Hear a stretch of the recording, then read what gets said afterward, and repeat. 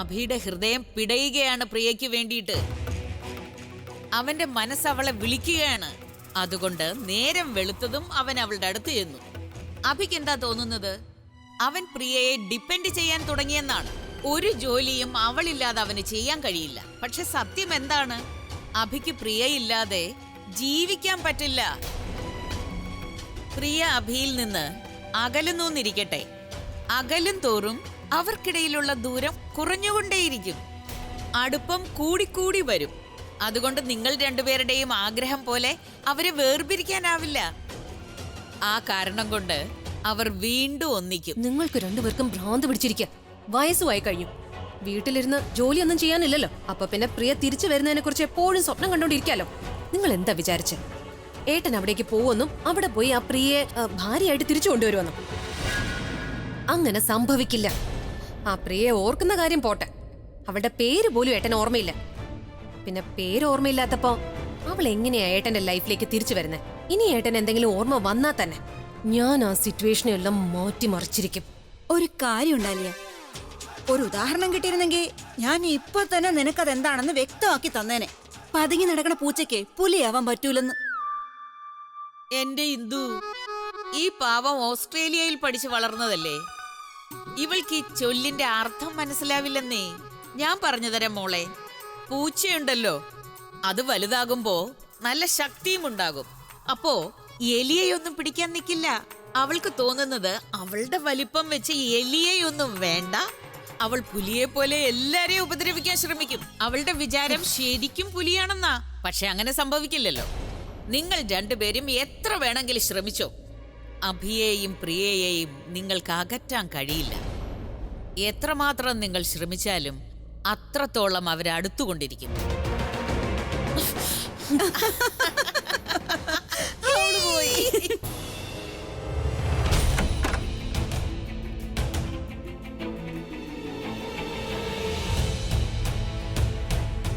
എന്താ അമ്മ ഇത്?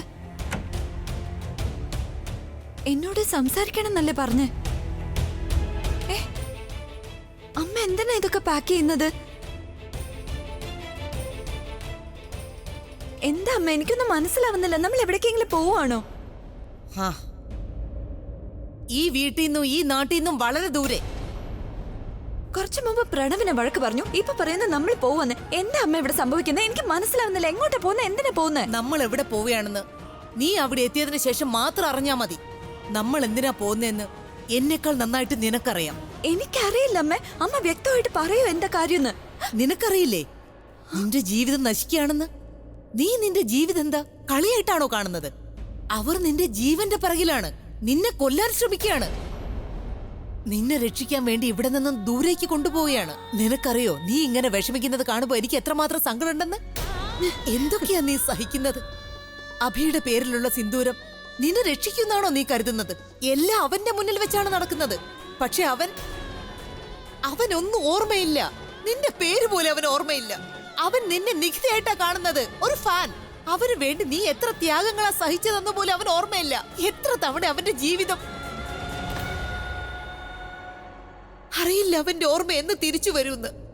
പക്ഷെ അതുവരെ ആ ആലിയെ തനു നിന്നെ വെറുതെ വിടില്ല. നീ എന്താ ഈ കാര്യങ്ങളൊക്കെ മറന്നുപോയോ? ഇതിനു മുമ്പ് നിന്റെ ജീവൻ എടുക്കാൻ അവർ എത്ര തവണ ശ്രമിച്ചു. നിന്റെ പേരിൽ കുറ്റം ചുമത്തി നിന്നെ അവര് രണ്ടുപേരും ജയിലിൽ വരെ എത്തിച്ചില്ലേ? നിനക്ക് ജന്മം നൽകിയത് ഞാനാണ്. എനിക്ക് നിന്നിൽ എന്നും അവകാശമുണ്ട്. നീ ഇങ്ങനെ വിഷമിക്കുന്നത് കാണാൻ എനിക്ക് കഴിയില്ല. നീ ഇവിടെ ഉണ്ടെങ്കിൽ വീണ്ടും വീണ്ടും പഴയതുപോലെ എല്ലാം തുടങ്ങും. നീ ഇനി വീണ്ടും അഭിനടുത്ത് പോയ അവനുമായിട്ട് കൂടുതൽ അടുത്ത അവളുമാരെ വീണ്ടും നിന്നെ കൊല്ലാൻ ശ്രമിക്കും. എന്താ എന്താ പ്രിയ ഇത്? നിനക്ക് എത്ര പറഞ്ഞാലും മനസ്സിലാവാത്തത് എന്താ? അതുകൊണ്ട് ഞാനൊരു കാര്യം തീരുമാനിച്ചു. നമ്മൾ ഇവിടെ നിന്നും ദൂരേക്ക് പോകുന്നു. ഇനി ആ ബന്ധമില്ല. ആ ബന്ധങ്ങളെല്ലാം ഇല്ലാതായി. നീ മരിക്കുന്നതിനേക്കാൾ നല്ലത് ആ ബന്ധങ്ങളെല്ലാം ഇല്ലാതാകുന്നതാണ്.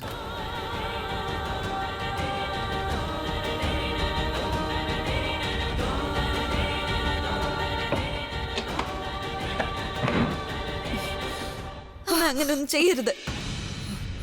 അദ്ദേഹം എല്ലാം മറന്നുപോയി. പക്ഷെ എനിക്കെല്ലാം ഓർമ്മയുണ്ട്. എനിക്ക് എന്നും ഓർമ്മയുണ്ട് ഞാൻ അദ്ദേഹത്തിന്റെ ഭാര്യയാണെന്ന്.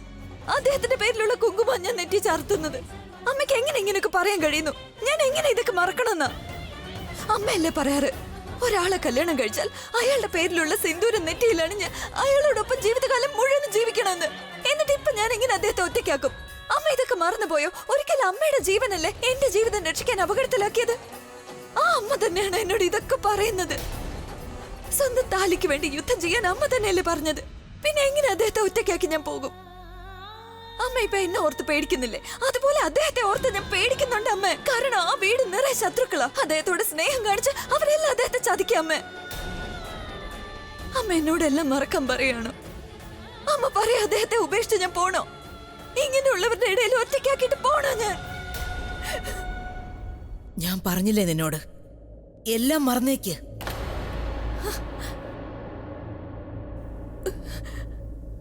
ഒന്നും ഇനി ഓർക്കണ്ട.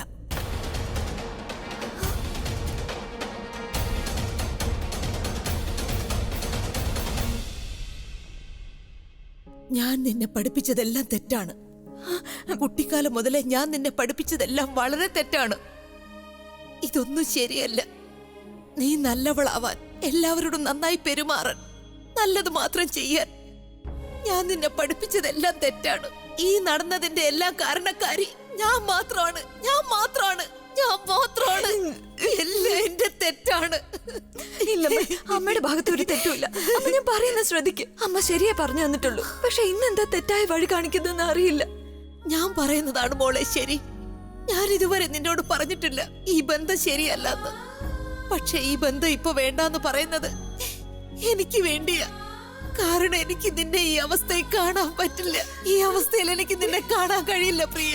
എനിക്കൊന്നും പറ്റിയിട്ടില്ല. ഞാൻ ഓക്കെയാണ്. ഓക്കെ അല്ല, നീ ഓക്കെ ആവണം. നീ ഇവിടുന്ന് ദൂരേക്ക് പോകുമ്പോ അപ്പോഴേ നീ ഓക്കെ ആകും. നിനക്ക് തീരുമാനം എടുത്തേ പറ്റൂ പ്രിയ. നിനക്ക് ഞങ്ങളിൽ നിന്ന് ഒരാളെ തിരഞ്ഞെടുക്കേണ്ടി വരും. ഒരാളെ തിരഞ്ഞെടുക്കണമെന്ന് പറഞ്ഞ? ഒരു വശത്ത് നിന്റെ ഭർത്താവ്, മറുവശത്ത് നിന്റെ അമ്മ. നിനക്ക് രണ്ടിൽ ഒരാളെ തിരഞ്ഞെടുക്കേണ്ടി വരും.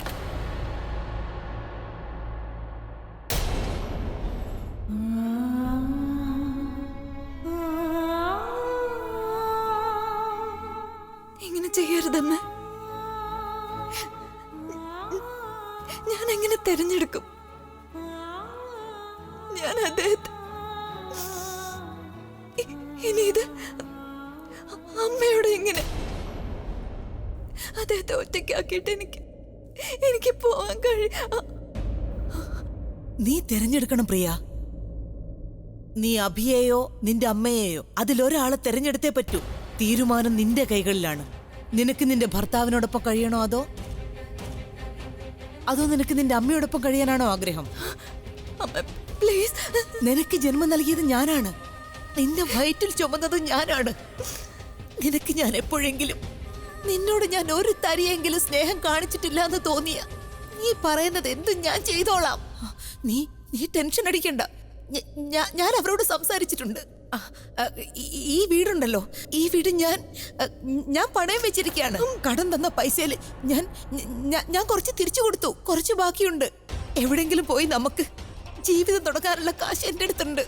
അമ്മ മോളെ, തീരുമാനം നിന്റെ കൈകളില്ല. നീ അഭിയോടൊപ്പം ജീവിക്കാൻ ആഗ്രഹിക്കാണോ അതോ നിന്റെ അമ്മയോടൊപ്പോ? എങ്ങനെയൊക്കെ ഞാൻ നിന്നെ രക്ഷിച്ചതെന്ന് എനിക്ക് ഭഗവാനും മാത്രമേ അറിയൂ. എനിക്ക് ഇനിയും ധൈര്യമില്ല. അവരിനി വീണ്ടും നിന്നെ കൊല്ലാൻ ശ്രമിച്ച അവരുടെ കയ്യിൽ നിന്ന് നിന്നെ രക്ഷിക്കാനുള്ള ധൈര്യം ഈ അമ്മയ്ക്കില്ല. നമ്മുടെ ബുൾബുളിനെ മറന്നുപോയോ നീ അവളെ? നിനക്ക് വേണ്ടി എന്തെല്ലാം ചെയ്തു അവൾ?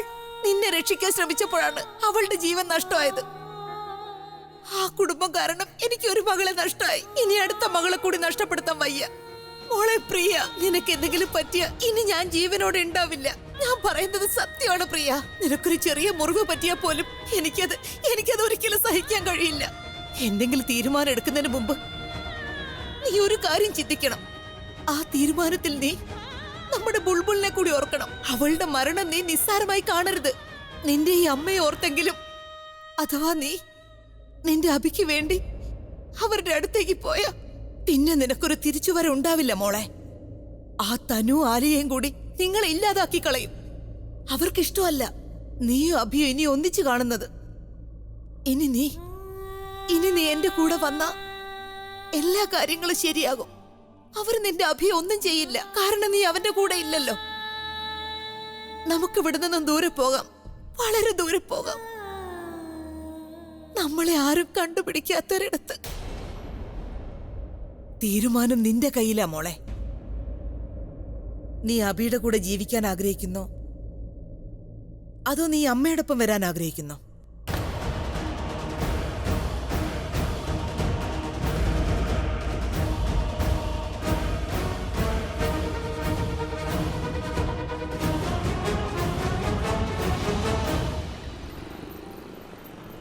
ഇങ്ങനെയൊക്കെ സംഭവിക്കാൻ കാരണം എൻ്റെ തെറ്റുകൊണ്ടാണ്. ഞാനൊന്ന് സ്ട്രോങ് ആയി പറഞ്ഞിരുന്നുവെങ്കിൽ നികിതയ്ക്ക് ജയിലിൽ പോകേണ്ടി വരില്ലായിരുന്നു. ഇനി ഒരിക്കലും ഇങ്ങനെ ഒരു തെറ്റ് പറ്റാൻ പാടില്ല. നികിത എന്താണെന്നും എങ്ങനെയാണെന്നും എനിക്ക് മറ്റൊരാൾ പറഞ്ഞു തരേണ്ട ആവശ്യമൊന്നുമില്ലല്ലോ. ഒരു കാര്യം ഉറപ്പാ, അവൾ എന്നോട് ക്ഷമിച്ച് എൻ്റെ അടുത്തേക്ക് വരുമ്പോൾ ഞാൻ അവളോട് പറയും, ഇനി ഒരിക്കലും ഞാൻ നിന്നെ വേദനിപ്പിക്കില്ല എന്ന്. എന്താ നീ എന്ത് തീരുമാനം എടുത്തത് മോളെ? നീ അഭിയുടെ കൂടെ ജീവിക്കാൻ ആഗ്രഹിക്കുന്നോ, അതോ സ്വന്തം അമ്മയുടെ കൂടെ പോരുന്നോ? ഞാൻ ഈ നാട് വിട്ട് എന്റെ അമ്മയോടൊപ്പം വരാൻ തീരുമാനിച്ചു. എന്റെ സിന്ദൂരത്തിന് വേണ്ടി പോരാടാൻ പഠിപ്പിച്ചത് അമ്മയാ. സിന്ദൂരത്തിന് വേണ്ടി ജീവിക്കാൻ പഠിപ്പിച്ചതും ഞാൻ. ഈ തീരുമാനം എന്റെ സിന്ദൂരത്തിന് വേണ്ടി എടുക്കുക. എന്റെ സന്തോഷം എന്തായാലും അമ്മ പറയുന്നത് ശരിയാ. ഞാൻ അദ്ദേഹത്തിന്റെ ജീവിതത്തിൽ ഇല്ലെങ്കിൽ ആലിയും ധനുവൊന്നും അദ്ദേഹത്തോട് ഒരിക്കലും മോശമായി പെരുമാറുകയില്ല. ഞാൻ അദ്ദേഹത്തിന്റെ അരികിൽ ചെന്നത് അദ്ദേഹത്തിന്റെ നന്മയെ കരുതിയ. ഇന്ന് അകലാൻ തീരുമാനിച്ചതും അദ്ദേഹത്തിന്റെ നന്മയ്ക്ക് വേണ്ടിയാ. എനിക്കറിയായിരുന്നു നിന്റെ തീരുമാനം ഇത് തന്നെ ആയിരിക്കുമെന്ന്. നീ നല്ലവളാണ്. നീ എപ്പോഴും മറ്റുള്ളവരുടെ നന്മയെക്കുറിച്ച് മാത്രമാ ചിന്തിക്കുന്നേ. ഇനി നമുക്ക് എത്രയും വേഗം ഇവിടെ നിന്ന് ദൂരെ എങ്ങോട്ടെങ്കിലും പോകാം. അഭിക്ക് നിന്നെ കാണാൻ കഴിയാത്തൊരിടത്തേക്ക്.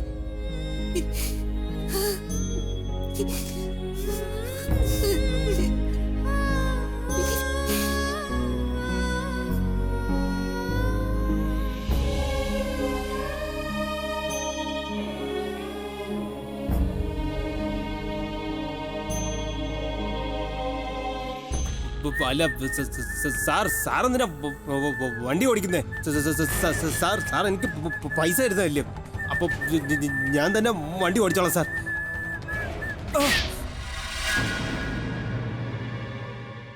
ഈ പ്രതികാരം എന്റെയാണ്. ഈ ജോലി ഞാൻ തന്നെ ചെയ്യും, മനസ്സിലായോ? ഞാൻ നിനക്ക് പൈസ തന്നത് ഈ ജോലി ചെയ്യാൻ വേണ്ടിയല്ല. ഇനി എങ്ങാനും പിടിക്കപ്പെട്ടാൽ അതിന്റെ കുറ്റം നീ തന്നെ സ്വയം ഏൽക്കാൻ വേണ്ടിയാ.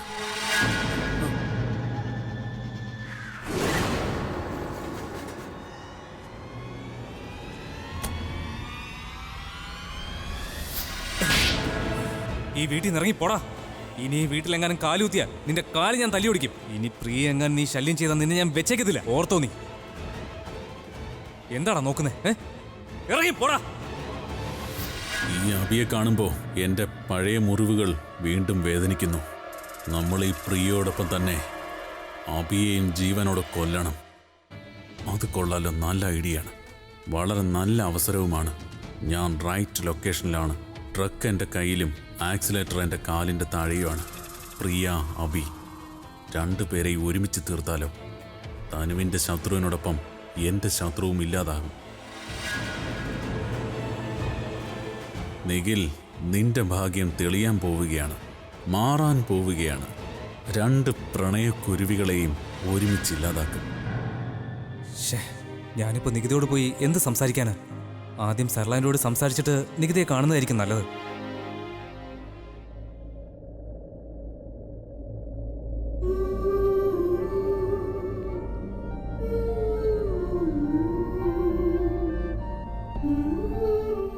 ഇവിടുന്ന് പോകുന്നതിന് മുൻപ് എനിക്ക് ഒരു തവണ പോലും കാണാൻ കഴിയില്ലല്ലോ.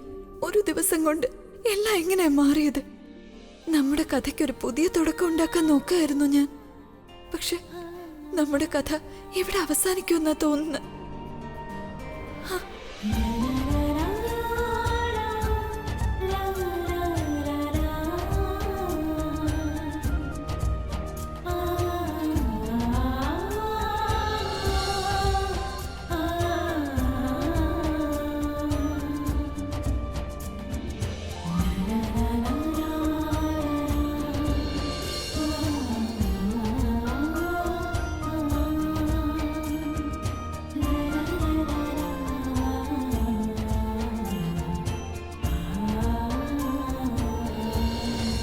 ഒരു സെക്കൻഡ് അപ്പി, നീ സോറി പറയാനാ പോകുന്നത്. ഇനി അവൾ നിന്നോട് സംസാരിച്ചില്ലെങ്കിലോ? നിന്നെ വഴക്ക് പറഞ്ഞ് പുറത്താക്കിയാലോ? ഇല്ല, അവൾ ഒരിക്കലും അങ്ങനെ ചെയ്യില്ല. ഇനി അങ്ങനെ ചെയ്താലും അവളെ സമാധാനിപ്പിച്ച് പറയേണ്ടതെല്ലാം പറഞ്ഞിട്ടേ വരും. എന്തൊക്കെയായാലും ഞാൻ അവളുടെ ബോസല്ലേ. ബോസ് എന്തെങ്കിലും പറഞ്ഞാൽ അത് അവൾക്ക് തള്ളിക്കളയാൻ പറ്റില്ല. കമോൺ അപ്പി, ഇനി കൂടുതലൊന്നും ചിന്തിക്കണ്ട. ചിന്തിച്ചോണ്ടിരുന്നാൽ ഒന്നും ചെയ്യാൻ പറ്റില്ല.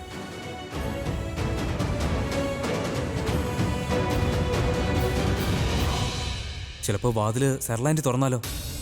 നികിതയെ എന്തെങ്കിലും പറഞ്ഞ് മനസ്സിലാക്കാം. പക്ഷേ സെർലാൻഡിയോട് എന്ത് പറയും? ഒരു എത്തും പിടിയും കിട്ടുന്നില്ല. അവരെന്നെ കാണുമ്പോൾ ദേഷ്യം വന്ന് എന്തെങ്കിലും പറഞ്ഞാലോ?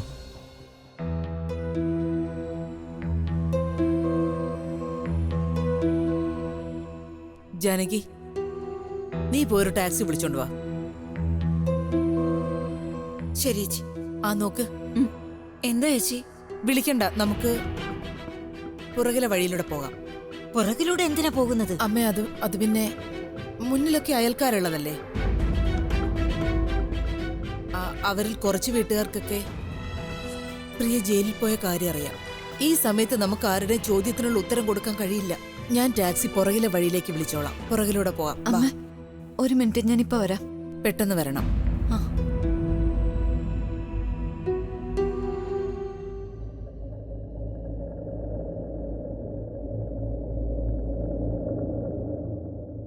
ഞാൻ നിന്നെ ഗിറ്റാറിന് പകരം എൻ്റെ കൈകളിലെടുത്ത് നിന്നെ വായിച്ചാൽ നിനക്ക് എന്താ തോന്നുക? എൻ്റെ ഈ കൈകൾ കൊണ്ട് നിന്നെ വാരിയെടുത്താൽ നിനക്കെന്ത് തോന്നും? ആ, ശരിക്കും ഇത് പറയാൻ പാടുണ്ടോയെന്ന് എനിക്കറിയില്ല. നീ എൻ്റെ ഫാനിനേക്കാളും ഒരു ഭാര്യയെ പോലെയാ. നിങ്ങളായാലും നിങ്ങളുടെ ഒരു ഫോട്ടോ ആയാലും നിങ്ങളുമായി ബന്ധപ്പെട്ട എന്തെങ്കിലും ഒന്നെന്റെ കൈ വേണം. പ്രിയ, വേഗം വാ മോളെ. എത്രയും വേഗം ഇവിടെ ഇറങ്ങണം.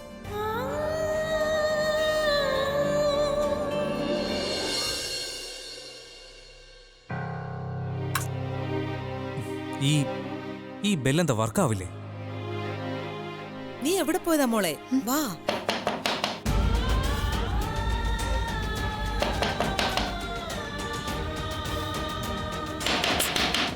അമ്മ, പുറത്താരോ ഉണ്ട്, ഞാൻ നോക്കിയിട്ട് വേണ്ട, വേണ്ട. അത് ഏതെങ്കിലും അയൽവാസിയാകും. എന്തെങ്കിലും ചോദിക്കാൻ വന്നതാകും. എനിക്കിപ്പോ ആരോടൊന്നും പറയാൻ പറ്റില്ല. വാ.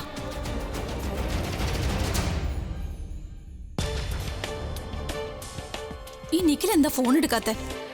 പ്രിയയുടെ പണി തീർത്തു അതേ ഇല്ലേ? ഇവർ രണ്ടുപേരും ഇതവിടെ പോയി. അകത്തെന്താ ഡ്യൂറ്റ് സോങ് നടക്കുകയാണോ? രണ്ടിനെയും കാണാനില്ലല്ലോ. നിനക്കെന്തെങ്കിലും അറിയാമോ? ഇല്ല.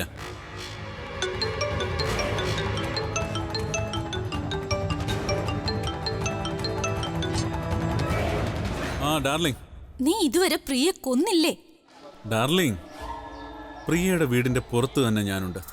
അവർ രണ്ടുപേരും അകത്തേക്ക് പോയി. അതുകൊണ്ട് ഞങ്ങൾ രണ്ടുപേരും വെളിയിൽ വെയിറ്റ് ചെയ്യാം. അവരിപ്പോ നീ ടെൻഷൻ അടിക്കണ്ട.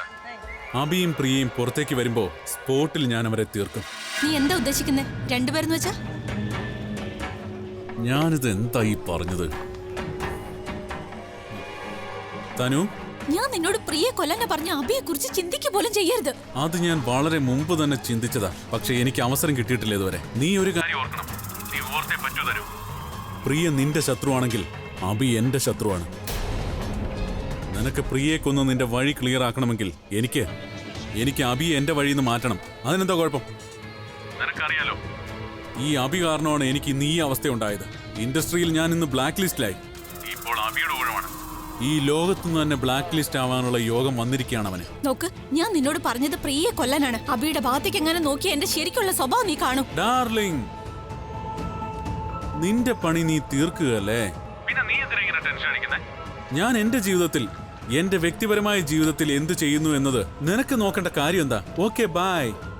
Hello hello Nick. Damn it. Oh no. ഇനി എന്ത് സംഭവിക്കും? ഞാൻ അബിയെ നേടാൻ വേണ്ടി ഇതൊക്കെ ചെയ്യുന്നേ. പക്ഷെ നിഖിൽ അവനെ കൊല്ലാൻ നോക്കുന്നു. ഇല്ല, ഞാൻ നിഖിലിനെ അത് ചെയ്യാൻ അനുവദിക്കില്ല. എനിക്ക് അവനെ തടഞ്ഞേ പറ്റൂ. ഇന്ന് നിങ്ങൾ രണ്ടുപേരും ഈ നിഖിലിന്റെ കയ്യിൽ നിന്ന് രക്ഷപ്പെടാൻ പോകുന്നില്ല. നിങ്ങൾ രണ്ടുപേർക്കും നിങ്ങൾക്ക് പ്രണയിക്കാനല്ലേ ഇഷ്ടം? എങ്കിൽ ഞാൻ ഇന്ന് തന്നെ രണ്ടുപേർക്കും എന്നേക്കുമായി മുകളിൽ ചെന്ന് പ്രണയിക്കാനുള്ള അവസരമുണ്ടാക്കിത്തരാം. കാരണം എല്ലാ തവണയും നിങ്ങൾ പരസ്പരം രക്ഷിക്കാറല്ലേ പതിവ്. അതുകൊണ്ട് ഇന്ന് നിങ്ങൾ രണ്ടുപേരും ഒരുമിച്ച് മരിക്കും. അപ്പോ പ്രിയയ്ക്ക് അഭിയെ രക്ഷിക്കാൻ കഴിയില്ല, അഭിക്ക് പ്രിയയും രക്ഷിക്കാൻ കഴിയില്ല. നിങ്ങളുടെ പ്രണയം ഇല്ലാതായി തീരും. ഇനി പ്രണയം നിങ്ങൾ രണ്ടുപേരും മുകളിൽ ചെന്നിട്ട് മതി.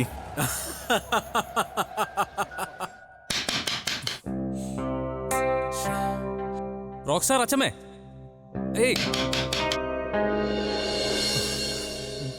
ഹലോ സഹോദര, എന്തിനാ വാതിൽ കൊട്ടുന്നത്? അത് ഞാൻ ആക്ച്വലി കുറെ നേരമായിട്ട് വാതിൽ തട്ടുന്നുണ്ട്, പക്ഷെ ആരും വാതിൽ ഉറക്കുന്നില്ല. ആരും വീട്ടിലുണ്ടാവില്ല. അതല്ല ഞാൻ അത് പിന്നെ ഏത് പിന്നെ? ഞാൻ ആരോ നിലവിളിക്കുന്നത് കേട്ടായിരുന്നു, ഒരു ലേഡിയുടെ. ലേഡിയോ? അത് സർലാൻഡി ആണോ എന്ന് എനിക്കൊരു ഡൗട്ടുണ്ട്. സരളയോ? അവരിനി വീണിട്ടുണ്ടാവോ? ചിലപ്പോ ആയിരിക്കാം. ചിലപ്പോ ഇനി കള്ളം വല്ലതും ആണെങ്കിലോ? അങ്ങനെ അവനും ചാൻസ്. ഇനി അയാളെങ്ങനെ അകത്ത് കയറി കാണുമെങ്കിലോ? അവനെങ്ങാനും ഉപദ്രവിച്ചാലോ? വെറുതെ സംസാരിച്ചോണ്ടിരിക്കാതെ വന്ന് വാതിൽ ഉറക്ക്, വന്ന് തള്ളി തുറക്കാൻ നോക്ക്. അയ്യോ അതെ, നിങ്ങളൊന്ന് ബാക്കിലോട്ട് മാറിക്കേ.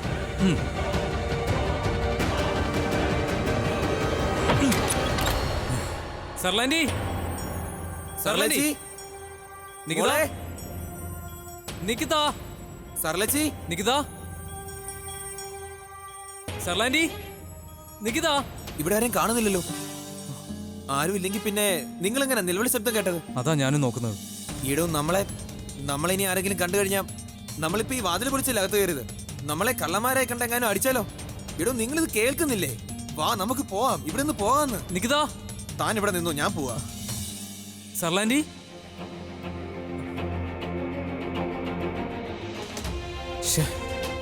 ഇവിടെ ആരുമില്ലല്ലോ.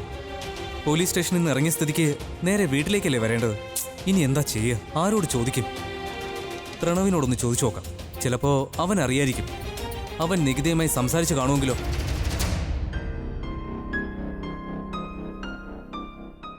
എന്താ ഇങ്ങനെ സംഭവിച്ചെന്നറിയില്ല. ഇന്നലെ വളരെ നല്ലതായിരുന്നു, പക്ഷെ ഇന്ന് പ്രിയേച്ചി ജയിലിലും പോയി. സർലാൻഡ് എന്നോട് ദേഷ്യപ്പെടുകയും ചെയ്തു. അബിക്കൊന്നും ഓർമ്മയും വരുന്നില്ല. ഒന്നും ശരിയല്ല.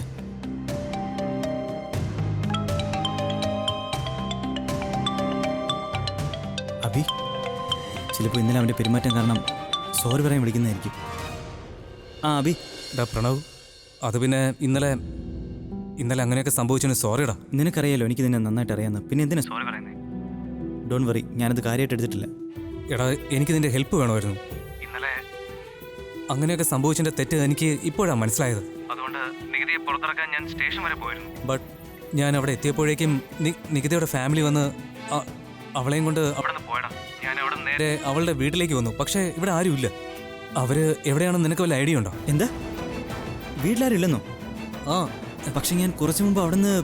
നീ കുറച്ചു മുമ്പ് ഇവിടെ ഉണ്ടായിരുന്നു എന്ന് വെച്ചാ?